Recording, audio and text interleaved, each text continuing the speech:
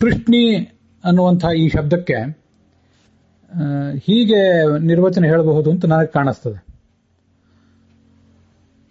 ಪ್ರ ಅಂತ ಉಪಸರ್ಗ, ಶಂಸ ಸ್ತುತೌ ಧಾತು, ಪ್ರಶಂಸಂತಿ ನಯಂತಿ ಚ.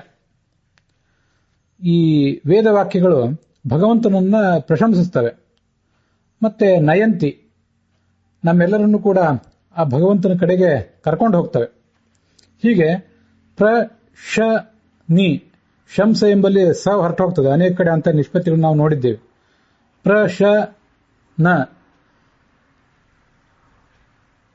ಹೀಗೆ ಪೃಷ್ಣಿ ಅನ್ನುವ ಶಬ್ದ ನಿಷ್ಪನ್ನವಾಗಿದೆ ಅಂತ ನಾವು ತಿಳಿಯಬಹುದು. ನಯಂತಿ ಭಗವಂತನ ಕಡೆಗೆ ತಗೊಂಡು ಹೋಗ್ತವೆ ಅಂತ ಒಂದು ಅರ್ಥ. ಅದಲ್ಲದೇನೆ ಪ್ರಶಂಸ್ಯಂತೆ ನಿಯಂತೇಚ, ಈ ವೇದವಾಕ್ಯಗಳು ಪ್ರಶಂಸಿಸಲ್ಪಡ್ತವೆ ಮತ್ತೆ ನೀಯಂತೆ ಭಗವಂತನ ಕುರಿತು ತೆಗೆದುಕೊಂಡು ಹೋಗಲ್ಪಡ್ತವೆ ಈ ಸಾಧಕರ ಮೂಲಕ.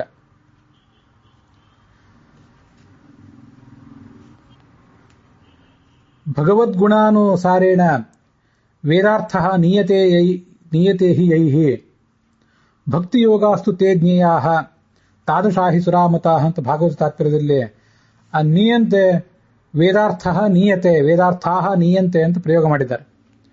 ಆ ದೃಷ್ಟಿಯಿಂದ ವೇದವು ಮತ್ತು ವೇದಾರ್ಥಗಳು ಭಗವಂತನ ಕಡೆಗೆ ತೆಗೆದುಕೊಂಡು ಹೋಗಲ್ಪಡುತ್ತದೆ ಈ ಭಕ್ತಿಯೋಗಿಗಳಿಂದ. ಆದ್ರಿಂದ ಈ ಶ್ರುತಿಯನ್ನು ನಾವು ಪ್ರಶಂಸೆಯಂತೆ ನಿಯಂತೆ ಚ ಅನ್ನೋ ಅರ್ಥದಲ್ಲಿ ಪ್ರ ಶ ಮತ್ತು ನ ಧಾತು ಇವಿಷ್ಟನ್ನ ಇಟ್ಕೊಳ್ಬಹುದು. ಮುಂದೆ ಆ ನಕಾರ ಎಂಬುದು, ನಕಾರದ ಕೊನೆಗಿರುವಂತಹ ಅಕಾರ ಅನ್ನುವುದು ನೀ ಅಂತ ದೀರ್ಘ ಇತ್ತು. ಮೂಲ ಧಾತುವಿನಲ್ಲಿ ನೀಂಜ್ ಪ್ರಾಪಣೆ ಅಂತ ಧಾತು ಇರುವುದು, ನೀ ದೀರ್ಘ ಇದೆ, ಅದು ಹ್ರಸ್ವವಾಗಿದೆ ಅಷ್ಟೆ. ಹ್ರಸ್ವವಾಗಲಿಕ್ಕೆ ಏನು ಕಾರಣ?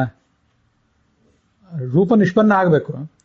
ಅದಲ್ಲದೆ ಆ ವೇದಗಳ ಅರ್ಥವನ್ನ ಪೂರ್ಣವಾಗಿ ಭಗವಂತನ ಕಡೆ ಯಾರಿಗೂ ಕೂಡ ತಗೊಂಡು ಹೋಗ್ಲಿಕ್ಕೆ ಸಾಧ್ಯ ಇಲ್ಲ. ವೇದಾಂತಕೃತ ವೇದ ವಿದೇವಚಾಹಂ ಅಂತ ಭಗವಂತ ಹೇಳಿರುವುದರಿಂದ ಆ ವೇದಗಳನ್ನ ಪೂರ್ಣವಾಗಿ ತಿಳಿದವನು ಭಗವಂತನೇ ಆಗಿದ್ದಾನೆ ಹೊರತು ಮತ್ತಾರೂ ಅಲ್ಲ. ಹೀಗೆ ಮೂಲ ಧಾತುವಿನಲ್ಲಿ ನೀ ಅಂತ ದೀರ್ಘ ಇದ್ರೂ ಕೂಡ ಪ್ರಶ್ನಿ ಅಂತ ಹ್ರಸ್ವವಾಗಿ ಹೇಳಿರುವುದು ಏಕೆಂದ್ರೆ ಪೂರ್ಣವಾಗಿ ವೇದಾರ್ಥವನ್ನು ಯಾರಿಗೂ ತಿಳಿಯುವುದು ಸಾಧ್ಯ ಇಲ್ಲ, ಮತ್ತು ಭಗವಂತನನ್ನು ಕೂಡ ಪೂರ್ಣವಾಗಿ ಆ ಮೂಲಕ ತಿಳಿಯುವುದು ಸಾಧ್ಯವಿಲ್ಲ ಅನ್ನುವುದನ್ನು ತೋರಿಸಲಿಕ್ಕಾಗಿ ದೀರ್ಘ ಇರುವುದನ್ನ ಹ್ರಸ್ವವನ್ನಾಗಿ ಮಾಡಿದ್ದಾರೆ. ಆ ವೇದಾರ್ಥ ಜ್ಞಾನದ, ಭಗವದ್ಜ್ಞಾನದ ಒಂದು ದುರ್ಲಭತೆಯನ್ನು ತಿಳಿಸಲಿಕ್ಕಾಗಿ ದೀರ್ಘ ಇದ್ದಂತ ಹ್ರಸ್ವ ಮಾಡಿದ್ದಾರೆ ಅಂತ ತಿಳ್ಕೋಬಹುದು. ಹೀಗೆ ಪ್ರಶ್ನೆ ಅನ್ನೋ ಶಬ್ದವನ್ನ